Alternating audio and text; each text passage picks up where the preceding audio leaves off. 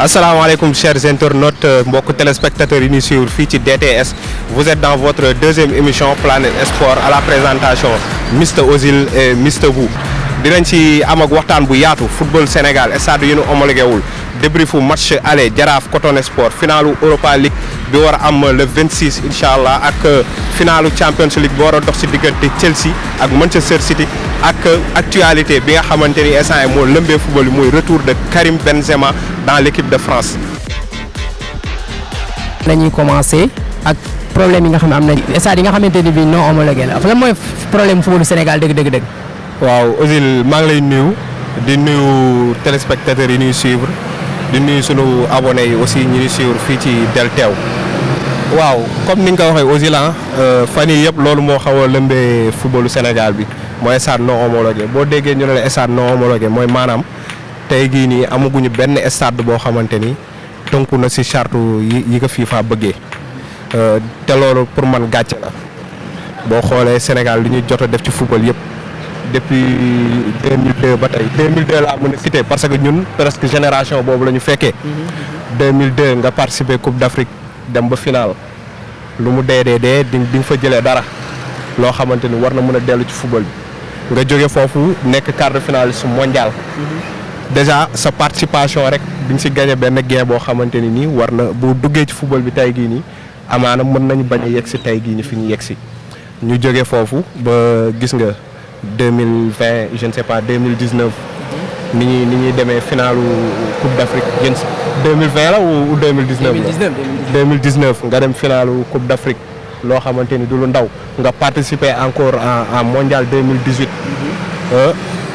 léegi man je me pose la question xaalis boobu yëpp ak yeneen xaalis yoo xamante ni xamul sax fu muy jógee di dugg ci keesu footballu Sénégal bi mais xaalis boobu tey gii ni fu muy dugg moo nu jaaxal te en plus de cela aussi li ma gën a jaaxal ci mbir mi mooy lu toll ni stade buñ demee ba koy créer dañu war a lancer ay appel d'offre peut-être le ministre des sports Matar Ba nee na ñoom ñu ngi doon lancer ay appel d'offre mais c'est bizarre que à chaque fois Mbaye Faye mooy postuler stade Léopold Sédar bu Senghor bi boo xoolee réfection bi defaraat bi dafa mel ni ci loxoom lañ ko teg bon nga xoolaat stade Lat Dior bu Thiès bi ci loxoom lañ ko teg ba ni muy paree te ce qui m'a paraît bizarre stade Lat Dior bu Thiès bi waa ji ci ay waxam ne mu ngi si dépensé presque 1 milliard et quelque si réfection kese stade bu pare da nga koy réfectionné kese c'est waaw ce qui est un peu bizarre bu loolu jàllee tamit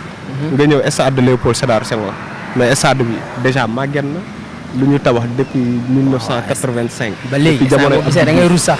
ñu sàggan boo xamante ni nii pelouse bi mënuñu ko defaraat aux alentours du stade bu tabaski jubsee. nga ni non lii du moom ñu def ko dara lu xar. vraiment c'est une honte gàcce la ci équipe ci footballu Sénégal ak Sénégal fu mu toll ci football jamono jii nii te boo xoolee ñun. ñaata internationaux la ñu yor yuy football à l'extérieur. ñaata vraiment Sadio Mané. Kalidou Koulibaly la preuve stade Lat Dior bi ñu koy inauguré Sadio Mané bi mu fi ñëwee ñu laaj ko xalaatam ci stade bi dafa tourner xool stade bi ne c'est bien mais on peut avoir mieux. Vraiment. mu ne on peut avoir mieux.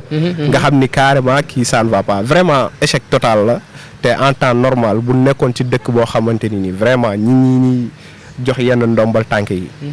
am nañu ngor dinañu am rusukaay ils auraient démissionné ku si mel ni maître Augustin Senghor jamono ji may wax ak yow waroon na fekk mu démissionné bon peut-être Matar Ba on ne peut pas dire grande chose parce que moom c'est le ministre des sports yorul wàllu football bi kese mais tey gii nii en temps normal li doon gën mooy maître Augustin Senghor démissionné xam ne ni carrément instant yi lajj nañ waaw man loolu laa am lu ma si doon wax peut-être boo amee yow loo ci yokk aussi tamit bon maa ngi lay déglu bu dee. voilà man li ma si yokk rek mooy pour man échec football Sénégal buñ koy wax dirigeants yi la quoi dirigeants yi comme ni nga ko waxee.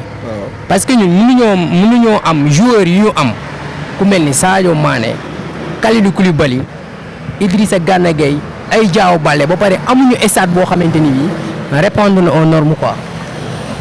tey bu ñu FIFA jàppalewul man pour man dañuy génn dem football si dëkku jàmbur te loolu gàcce la loolu échec total la bu ñu nee Sénégal mooy premier en Afrique ah ba pare nekk 21e classement mondial. te doguma la de c'est pas pour tuutal ay dëkk frontalier yi ku si mel ni ay Guinée Bissau ak Guinée Conakry mais ma leen di wax ni ñoom sax am nañu ay stades yu ñu homologué. ñoom seen wàllu bopp am nañu ay stades yu ñu homologué kon tey gii nii amaana sax ñun sunu match yi ñu war a recevoir sax boobu moytul sax foofu lañ koy recevoir donte dara leeragul waaw. waaw mais tey bu ñu demee ñun footballu Sénégal tey bu ñu demee bay recevoir ay Mauritanie soit ay Guinée Conakry loolu est-ce que jotul tey dirigeants yi ñoom ñoo xam ne échec nañ bàyyi ñeneen ñëw. est-ce que jotul tey dirigeants yi démissionné quoi bàyyi nag ñeneen ñëw quoi ñoo xam nañ football. damañ cité ay noms quoi ku si mel ni Jamil président fédération foot. Madi Touré ay Jamil Faye est-ce que jotul ñooñu ñu indi leen ak jox leen football Sénégal ñi fi nekk nii quoi ay ñoom. Madi Touré il paraît que candidat la sax. waaw il paraît que candidat la mais gis nga gars yi commencé nañ kaa woon ginnaaw. te ñun buñ fu bëggee football Sénégal jëm kanam pour man dinañ ko jox Madi Touré quoi xaw ma nag yow loo gis. te football bi tamit dañ ko war a jox ñi xam football aussi. ñi xam football.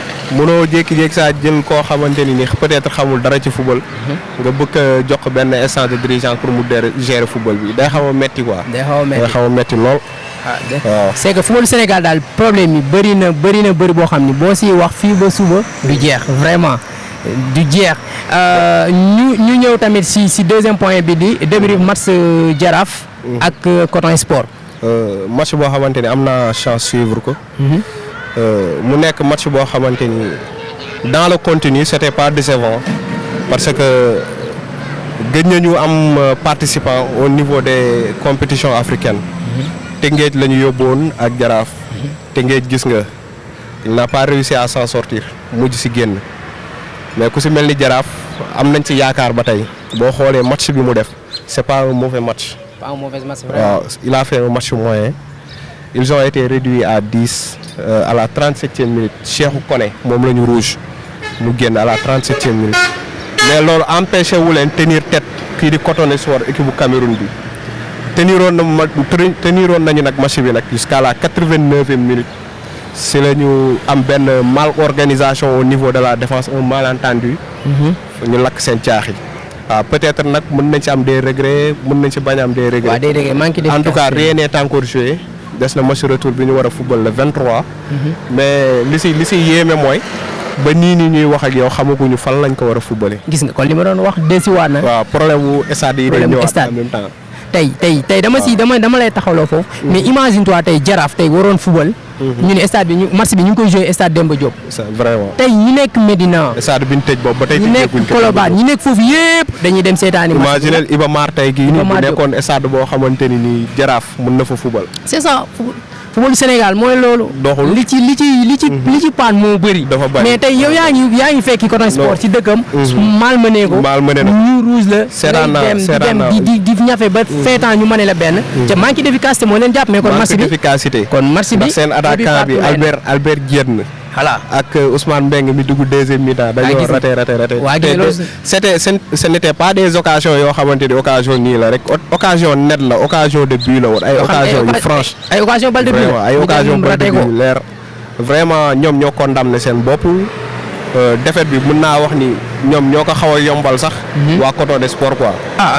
on espère que match retour bi. course bi Cheikh Gueye di leen souhaiter bonne chance rek. waaw Cheikh Gueye te di leen wax ni aussi dans ce genre de compétition boo amee foo yegg rek ce qui veut dire que am nga niveau. Donc il faut jouer sans complexe. tamit ak adversaire yi di respecter de trop tamit ñu wàññi ko. sa adversaire war nga ko respecter mais pas de trop. bu mu terele football amul respect. parce que damaa constaté ni moment yi mu génn football yëpp. ils ont malmené l'équipe. ils ont malmené leur adversaire. mais moment yi nga xamante ni dañoo préféré woon taxaw. adversaire bi xaw na leen sonal. donc je vois que ni respect bu ëpp bi tamit xaw na leen tax ñu ñàkk match bi. mais bon comme ni ma ko waxee sànq rien n'est encore joué. La balle peut-être sax est dans votre camp.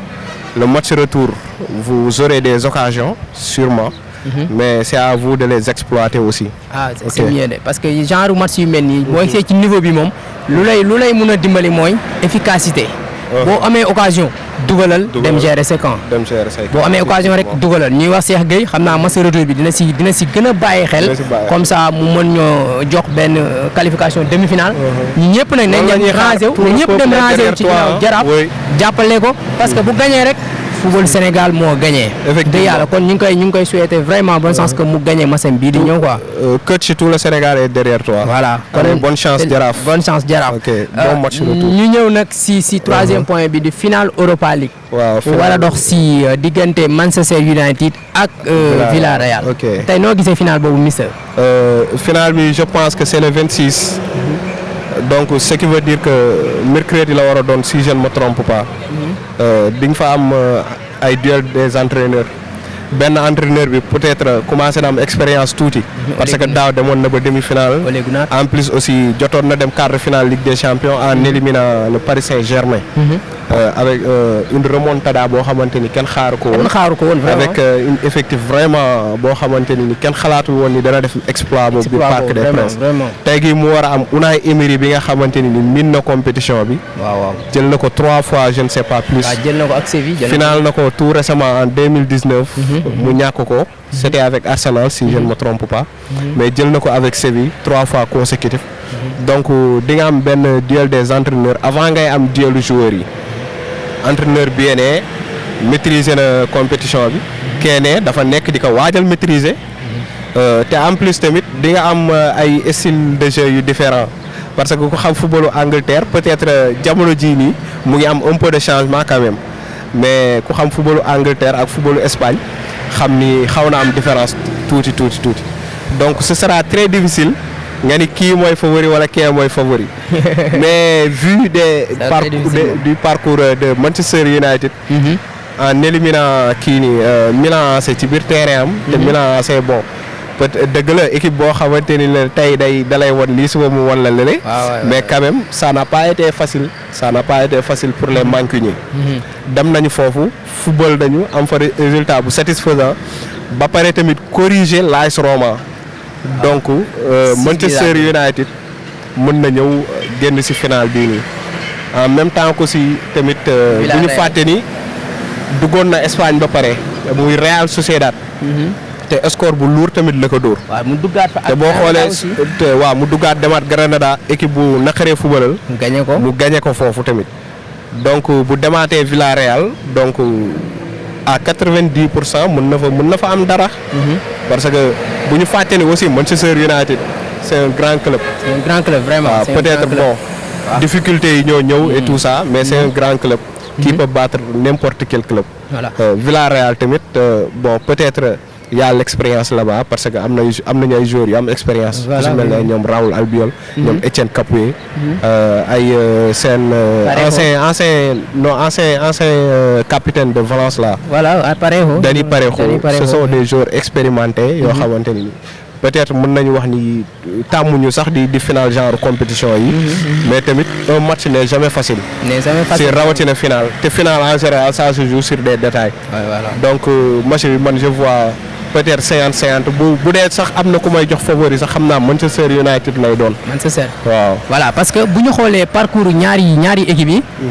bu ñu ñëwee ci éliminatoire direct yi da ngay xool ni fi Manchester jaar moo gën a metti parce que moom mi ngi croiser ay équipe AS Rome. ay Milan ay Real Sociedad. par rapport ak ki nga xam ne mooy Villarreal mi ngi croiser woon ay Dinamo Zagreb genre équipe yooyu quoi c'est vrai que nag du ñu équipe bu ndaw. mais United moo gën a métti fu mu jaar. kon bu ñëwee ci finale bi est-ce que United nekkul favori ak Edinson Cavani bi nga xam ne instant bi moom macha allah kuy supporter United ku nekk moom yaa ngi gis sa bopp ci Cavani quoi.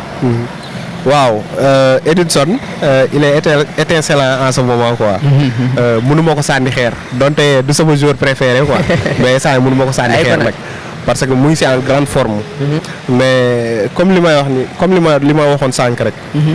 final c'est un match qui boo xamante ni nii ça se joue sur des détails. tey mën nga ñëw gën ci nekk. ñu gagné la. gis nga finalu FA Cup entre Chelsea et Leicester. Chelsea a été dominant. presque pendant 90 minutes Chelsea da ko dominé mais terewul Leicester moo jël ndam li. moo tax nag ma ni bon peut-être buy am favori ci final bii nii peut-être Manchester United la mais du question de ci football bi wala ci effectif bi mais dama ko teg juste ci parcours bi mu am ci Europa League bi ak fin de saison bu baax bi mu nekk di def. vraiment. voilà kon xam naa nag ñu xaar final bu neex. si diggante United ak Villarreal. le 26 le mercredi prochain. te gëm naa ni football dina fa feeñ aussi. football dina feeñ parce que entre Espagne la ak Angleterre ca temps yi football dafa mel dafa dellu Angleterre nag. bu fa dellu tamit jege na ko de. parce que gis nañ coach yu gën a mag instant ñi ngi Angleterre. te ñoom fu ñu nekk rek football bi foofu lay dellu quoi. effectivement. voilà ñu ñëw tamit ci 4e point bi di final Champions League. war a dox ci diggante Chelsea bu Edouard Mendy. ak Manchester City bu Riyad Mahrez maanaam duel des Africains. te yow.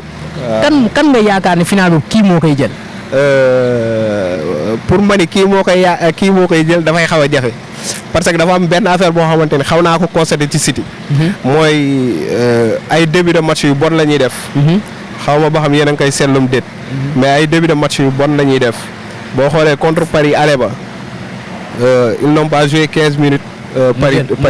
Paris dugal. waaw nga xool match retour bi. si 15 premières minutes yi dañ doon wax di Paris da koy remonter. parce que entame de match bi mu def dafa baax City moom entame de match yi des fois da koy rater. mais genre équipe bu mel ni Chelsea xar kanam bi ñu wone contre Real Madrid. benn chance bu ndaw boo leen ko mayee dañ koy exploité. dañ koy exploité de. dañoo yor une défense boo xamante ni il est très solide Thomas Tuchel da koo defaraat. yor milieu terrain bi yoo xamante ni ay gladiateur lañ. ay bagarreur lañ ku si mel ni N'Golo Kanté Jorginho duñ bàyyi dara. Kovacic dafa blessé woon te il paraît que ñëwaat nañu. waaw mais moo tax ma ni ce sont des matchs yoo xamante ni nii détail bu ndaw boo ko sous-estimé mën nga ñàkk final bi. waaw te Chelsea lu metti da ko dal ci semaine bi ñu génn mooy dafa dem final FA Cup ñàkk ko te bu demam Ligue des Champions je crois pas que ba tey c'est possible. mi ngi gën a jege Ligue des Champions parce que démb dafa gagné match. waaw mais en tout cas nañu xam ni Chelsea il joue sa saison am lay football donte peut-être sax ñoom xaaruñu ko woon. mais nañu xam ni nañ jàpp ni il joue sa saison gis nga loo xaarul woon nag nga dem ba si yoon bi mu dab si la da ngay def tous les moyens possibles pour yow nga remporter sa final waaw te City boo xoolee jël na coupe jël na championnat Angleterre donc te Guardiola bi mu ñëwee ba tey ñëpp xam nañ ni li gën a tax ñu recruter ko Ligue des Champions ci la bokk. bi mooy 4e saison en Angleterre si je ne me trompe pas ay quart de finale lañ koy éliminer Ligue des Champions ay 8e de finale cette fois-ci mu am chance dem finale donc je pense pas que ni dina yomb je pense pas que ni finale bi dana nekk finale bu yomb. mais li ci xaw a compliqué gis nañ si match démb bi mu ñaari match yëpp ci ñaari finalistes yi. N'Golo Kanté dafa blessé ci première mi-temps bi ba génn. Kovacic moo ko remplacé même côté City parce que Gundogan aussi dafa blessé woon ba génn ci matcham diggante matcham démb ak Brighton. mu nekk ñaari joueurs yi nga xam ku nekk. waaw am solo lool ci sa équipe bu moom. waaw espérons que ni joueurs yooyu dinañ ñëwaat parce que ñun genre duel yu mel noonu dañuy bëgg joueurs yëpp di présent.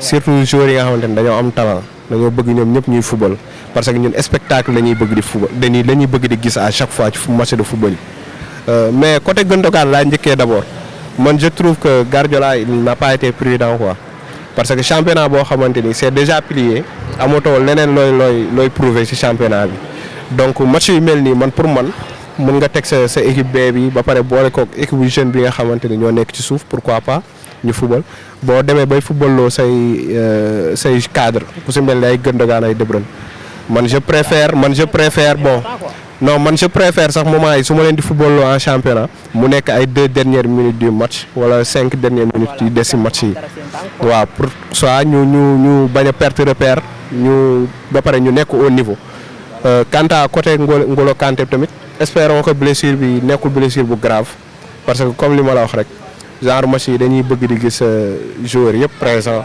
waaw surtout final waaw. ñun moom man moom personnellement maa ngi souhaité Chelsea jël final. waaw effectivement. saison bi mu def ak Chelsea. vraiment ñu koy. waaw di ko souhaité bonne chance rek. sénégalais la ñun ay sénégalais lañ. waaw ndamam sunu ndam la aussi. vraiment daa une excellente saison. mi ngi def saison kenn xaaru ko woon si moom. parce que ñu bëri dañ jàppoon nañu bu ñëwee tamit si ginnaaw Kepa lay nekk. mu ñëw prouver première place bi. numéro 1 en plus mi ngi def ay arrêt yoo xam ne kenn xaaru ko woon. kon dañ koy souhaiter mu jël final. waaw comme li nga wax rek. waaw donc pour te waaw fierté Afrique la mais pour fàtte ni Riyad Mahrez tamit mu africain la mu ngi City. c'est pas la première fois. waaw joueur comme Sadio Mané Salah jël nañ ko quoi. c'est vrai. en tant que gardien. gardien di def preuve yi Edouard Mendy def je pense que gëj ñu am si footballu Afrique kon Edouard Mendy moom vraiment mention spéciale. waaw mention spéciale tamit à nos Lions quoi. parce que 4 ans boo xoolee 4 dernières années yi yëpp 3 dernières années yi bon. yëpp dinañ am benn représentant. waaw 2018 gis nga Sadio Mané la ñu amoon 2019 ñu amaat Sadio Mané 2020 ñu am Idrissa Gana Gueye cette fois-ci on aura Edouard Mendy waaw di ko ñaanal tamit mu apte jour boobu. waaw dara bañ ko dal ci diggante bi bu bañ a blessé di ko souhaiter aussi bonne chance ay sénégalais la ñun ay sénégalais lañu ndamam sunu ndam la waaw il fait en ce moment notre fierté vraiment ñu ngi koy souhaiter bonne chance. ñu ñëw nag si actualité bi nga xam ni maanaam mooy def coow instant bi. waaw moom la ñuy waxtaanee. retour de Karim Benzema yow tey pour yow Mister Bou lan nga jàpp ni moo tax décembre. waaw indiwaat Karim Benzema. saison bi mu def la. wala dafa jot wala xam na ni Olivier Giroud nekkul ci forme lan moo tax indiwaat. waaw peut-être li man bon dina sama choix dina nekk choix boo xamante ni ça sera un peu contesté quoi parce que man pour man damaa jàpp ni Benzema saison yi mu daan def depuis bu mu demee Real ba tey moom la nekk di def. waaw di xam nga où est la différence.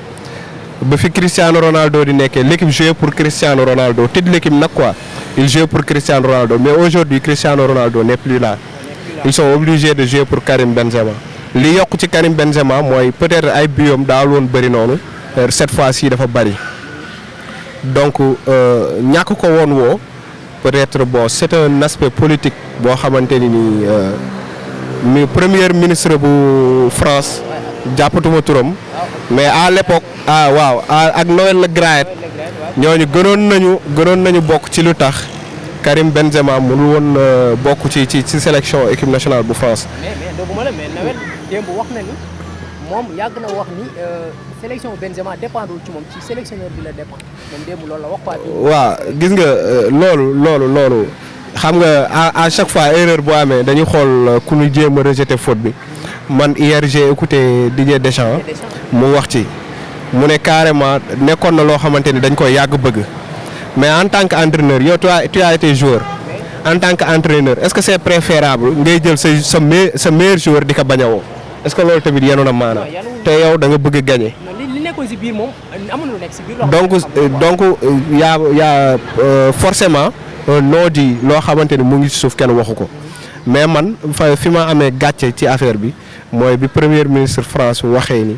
Karim Benzema ne mérite plus de porter le maillot de l'équipe nationale française parce que loo xamante ni nii affaire privée la dafa concerner moom ak Mathieu Valbuena man pour man yoonu politique nekku si yoonu sport bi nekku si man damaa gëm ni bu ñu bàyyi woon Deschamps à connaissance Deschamps ak philosophie bu muy demee bu ñu bàyyi woon Deschamps ak ay choix am man je pense que du toog 5 ans et demi te woowaatul Karim Benzema yoonu football sax nanguwu ko joueur loo ko bañ buy def ay performance da nga ko war a woo. te boo ko indi équipe nationale day def ay performance. day def ay performance te nekkul attaquant bu ndaw Real Madrid la nekk attaquant. effectivement. Real Madrid lay joué chaque année mu bokk ci meilleur joueur Real yi. mais la preuve ñu ngi woo ay attaquants yoo xamante ni ils ne sont pas titulaires dans leur club. depuis 3 mois. Olivier Giroud ñu ngi koy woo. depuis 3 mois. donc man su ma déggee ñu naan problème bi ci entraîneur bi la ma damay taxaw défendre entraîneur bi du loo xamante ni dama ko mën a nangu xel mënu ko nangu mënoo nekk entraîneur bëgg succès nga ni yow doo jël sa meilleur joueur dans ton club loolu yanul maanaa sax yanul maanaa man damaa gis ni affaire bi dafa am leneen lu làqatu ci suuf loo xamante ni peut-être ku si nekk bëggul rejeter kenn faute bi man loolu laa jàpp man. loolu laa si amoon comme analyse waaw. dañ ko woowaat mais man damay taakale Karim Benzema parce que man pour man fi mu ñëwee c'est pas opportun tey gii bu fekkoon dafa ñëw fekk équipe bi jëlagul dara mu ñëw pour dimbali équipe bi amul problème mais tey gii nii trophée bi gën a rëy bi joueur yëpp di rêvé jël muy coupe du monde da ngaa fekk gars yi jël ko nga war a participer euro man bu ngeen ma soxlawul ci bi may nekk ci samay diggu doole soxlawu leen ma ngeen zappé ma bàyyi ba léegi nga xamante ni nii carrément li ma mën a defaat ci football peut-être mënu ma defaat lu ko raw ngeen may woo may ñëw du ma ko nangu. waaw mais xam nga tam joueur bu nekk da ngay soxla sélection équipe nationale. c'est vrai. joueur bu nekk da ngay soxla sélection équipe nationale. c'est vrai. moo tax rek mënul te moom wax na gis nga déjà changé na compte Instagram. Twitteram waaw Twitter am changé na ko def na ci équipe nationale. c'est vrai. def na ci moyen équipe nationale. c'est vrai moom lii lu mu doon xaar lu yàgg. waaw mais xam nga li ma doon wax tamit sama choix personnel la rek dama ni bu doon man la tey gii nii wala ma bokk ci encadrement man du ma dem. parce que gëm naa ni li ko dal nii bu daloon benn Hugo Lloris wala Antoine Griezmann jamais au plus grand jamais ñu def ko li ñu def Karim Benzema jamais au plus grand jamais ñu koy zappé. waaw c'est pas un discours de raciste nag mais bon li ma gis la rek li ma constaté la rek ci équipe nationale de France bi la. équipe nationale France daal mu ngi noonu kon dañuy souhaiter aussi Karim Benzema un retour boo xam ne. waaw réussite la. bon retour man je ne suis pas fan des Français ah. yàlla ngeen toogee premier tour. voilà ñu dem ci sixième point bi di Tour d'Europe. waaw Tour d'Europe le championnat. ñu ñëw ci Espagne bi nga xam ne nag vraiment. enjeu bi métti na. rien n'est encore joué. waaw diggante Séville ak Real et ça Barça moom déjà. c'est fini. c'est fini. kon instant bi Real Madrid mi ngi am dernier match bi. Real. Villarreal lay am waaw. Séville kii Atlético. war a am Valladolid. match bu metti. Valladolid ñu leen tegal que bu ñu maintien rek. 100 et quelques millions 150 000 d'euros. moom lañ leen tegal. waaw bu ñu maintien. war a tase ak Atlético bi nga xam ne moom 3 points la soxla. non Real Madrid soxla 3 points. waaw ku ci perdre ñoom ñaar sax moom jël na championnat bi effectivement. mu nekk ñaari équipe yoo xamante ni ils n'ont pas droit à l'erreur muy Atlético Madrid muy Real de Madrid. Atlético fi championnat bi toll nii tey mën nañu wax ni sax moom moo ko fi indi parce que championnat boo xamante ni début saison bi ñëpp génne woon nañ ci seen xel écart de 10 je ne sais pas 13 points ngay xulle ba gars yi ñëw ba deuxième bi ñëw à 2 points bon je ne sais pas où est le problème exactement mais foofu nelaw nañ fa. waaw quant à match bi ñu war a am suma juumul dimanche la. match bu compliqué la. Real Valladolid ils sont à la 18e place je ne sais pas 19e place 33 points. ki nekk ci kanam am 33 points. di premier relégué bi muy Elche. ki nga xamante ne nag moo génn ci zone de relégation bi tamit Huesca 33 points la am te Valladolid il est à 31 points te ñoom ñëpp loo ci xamul ay match choc la ñuy am parce que Huesca muy war a am Valence. Elche mu ngi war a am Atlético Bilbao. Valladolid mu ngi war a am Atlético Madrid. donc Valladolid en espérant que ñeneen ñi dinañu ñàkk wala waa xaw ma nag en cas de nul nu muy demee en espérant que ñeneen ñi Valence mën na leen dóor wala Bilbao mën na dóor Huesca xaw ma Elche.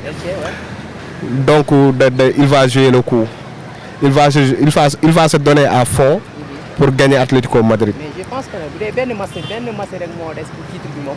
je pense que bi mu demee nii 2014 Atlético da koo jëlee ji ci biir Barcelone. waaw da koo jëlee ji waaw mais boobu daa fekkoon ni Barça génnoon na ci course bi ba pare. même bii Barça génn na ci course bi. non attends non. xaw a différencier match bi. xam nga la mooy différence bi. xam nga jamono yooyu bu fekkoon Barça doon xeex titre bi. mën na bañ a yomb. est-ce que comprendre nga mais jamono jooju 2014 Barça c'était déjà plié. Atlético moo ko doon xëccoo juste ma juumal ak Real. ñoom ñaar la sax nag Atlético Barça ñoo doon. Atlético ak Barça donc. ñoom ñaar la ñu dem jëlee ji ko terrain. kon jàpp naa match bi tamit dina dem jëlee ji ko biir Valladolid quoi. peut-être nag du neex merengue. non du yomb nag. mais man depuis le début de saison maa ngi koy wax man Atlético yorul football bu ma convaincre. non man la preuve gis nga avant dernière journée bi contre Osasuna. bon peut-être mais nag dañoo wane ni ay signes yu bëri yoo xamante ni. dañoo wane ay signes yu bëri yoo xamante ni bon ku nar a nekk champion moo koy wane. parce que boo xoolee Barça amoon na chance su jël première place bi muy recevoir Grenade biir terrain am mu nekk 1-0 Grenade dóor ko nga xoolaat Real Madrid aussi face à Séville amoon na 1000 chances aussi tey jii tolloog moom nombre de points xaw ma moom mooy jël pay suma juumul. voilà mu ñëw match nul 2-2 match boo xamante ni déjà pertoon na ko nga xoolaat Atlético Madrid aussi points yi mu bàyyi ay match nul des défaites depuis ba mu jàllee ci Levante la ñu commencé Barça Real loolu leen dugal ci championnat bi. Levante dafa am Levante match retard ñun nul mu tegalaat en même temps amaat Levante dóor ko 2-0 looloo defaraat toogaayu Barça ak Real ci championnat bi mais c'était déjà perdu de l'avance quoi. bi nga xam mooy championnat France. foofu aussi enjeu bi mi ngi fa de. waaw entre Lille Paris. Monaco. waaw mais Lille ak Paris ñoom ñoo nekk si. waaw Lille da koo seddal nag semaine bi passé dafa recevoir Saint-Étienne bi nga xamante ni amul woon dara lu muy xeexul Europa League xeexul maintien ba je croyais que dana nekk match bu facile ci Lille mais à ma grande surprise daal laa xool résultat yi gis ni Lille dafa nul 0-0 peut-être bu ko dóoroon mais bon jeexagul saison semaine prochaine war na am Angers mais biir Angers la war a dem mais bon match bu yomb du am match yomb amul match moom du yomb tant que footballuñ ko ba pare mais man moom dama leen di souhaiter bonne chance waaw parce que saison bu rafet lañ def saison bu baax lañ def mérito jël championnat bi waaw ce serait nag une catastrophe buñ ko jëlul vraiment d'après effort yu ñu fournir yëpp ak fi ñu jógee en battant ñu su mel ni ay Lyon ay Monaco ay Marseille ay Paris ponkal yëpp su ma juumul Lille jot na leen wàcce donc vraiment ce serait très triste de les voir sans trophée fin de saison bi. waaw concentré au championnat bi. waaw bonne chance. Parisien yi jël ko waaw. non d'après footballistiquement parlant sax vraiment képp kuy footballeur ak képp kuy dund football vraiment da nga koy souhaiter Lille jël ko parce que comme ni ma ko waxee léegi rek saison bu extraordinaire lañ def dañoo sacrifier lépp concentré wu ci kii bi ci championnat bi te boo xool yoruñu ay joueurs yoo xamante ni ay genre Neymar Chris Messi non ay joueurs de deuxième classe lañ yor ay joueurs yoo xamante ni kenn du leen jëndee ay 100 millions d'euros ay 90 millions d'euros. 30 millions la mooy. regarde ça xoolal loolu. 30 millions la. te boo moytuwul sax salaire Neymar sax moo ëpp budget wu club bi. ce sont des choses qui arrivent souvent. waaw Yilmaz waaw. le Turc te Paala loo si xamul de 35 ans Paala. c'était déjà terminé pour lui. da doon waaj a dem je ne sais pas Qatar xawma États-Unis pour jeexal foofu carrière am. Galtier proposé président bi à ce que naka indi. avec un contrat de 2 ans je ne sais pas 1 an et demi. waaw te ñu ngi xool boo xam dañ koy renouveler mu déet mais je pense que d'après saison bi mu def mérito na ñu renouveler contrat am.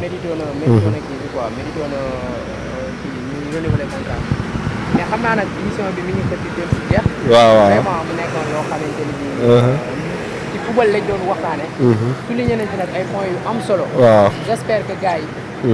dina leen neex lool. ñi ngi jëm si Euro bi. ñoo ngi jëm si Copa America. ñoo ngi jëm si qualification bi. waaw beneen yoon dinañ ci indi ay invité de marque. yoo xam ne ñooy def émission bi xam naa ni ay kàngam yu xam football dinañ fi jaar.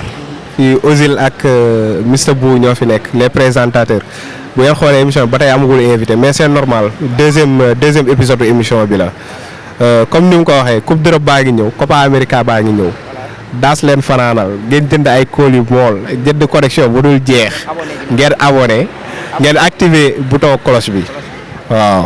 voilà ñuy nuyu nag suñu sponsor yi nga xam ne ñoo ñuy gunge ci émission bi. ñuy gunge nag ci émission bi di sponsor yi. c'est Go Récréation moo ñu defaral Lacoste yu nice. t-shirt yi waaw t-shirt yi nii. ku bëgg Lacoste yu nice wala t-shirt moo xam loo bëgg rek si wàllu flocage nga dem si Go Récréation. son numéro de téléphone c'est 78. 525. 87 74. 525 87 74. effectivement. Ogib Shop Kër Massar. 77 598 52 44. Ousmane Ndiaye aluminium moom mi ngi nekk ci Almadies. mooy defar ay portes yu fenêtres yu nice yeeg. waaw kii wu aluminium yi porte aluminium yi fenêtres yi et tout ça. waaw yooyu noonu rek place am mu ngi nekk Almadies. seeree bagage nag. ah Badou mais lu baax lay defar nag. voilà mais su bëgg rek après nga déplacé wu. waaw waaw wala nga woo ko ci numéro wala nga woo ko si numéro 77 014 94 47. waaw place am Almadies la nekk. voilà kon. waaw rendez-vous rendez-vous à bientôt dans 15 jours. di jéggalu gars yi tamit waroon nañ am seen émission depuis jeudi passé. voilà mais bon événement bi et tout ça moo tax mënu woon am. voilà peut-être mu am sax ci semaine bi ah. waaw peut-être mu am waaw fin saison bi. ñu dem fekk merengue yi. waaw ak waaw ak waa Atlético Madrid ñu defal benn plateau. effectivement dundee ñoom match bi. effectivement lan la ñuy dundee en jeu match bi. parce que effectivement métti na de. métti na trop. métti na trop si ñaari équipe. waaw te regroupement supporters yi tamit ñu wax ci seen xalaat ak seen avis aussi. parce que supporters yi tamit en général des fois dañ siy daje ñu xam football. voilà ñu xam waaw football la. vraiment. voilà. ok gars yi di leen jox dig daje kon d'ici 15 jours allez merci beaucoup portez-vous bien di leen wax ngeen dem abonné di leen wax ngeen dem abonné ngeen activer bouton kii bi bouton cloche bi ngeen activer ko ngeen abonné ok merci ngeen dolli si émission bi ngeen dolli ñu. ok ñu war a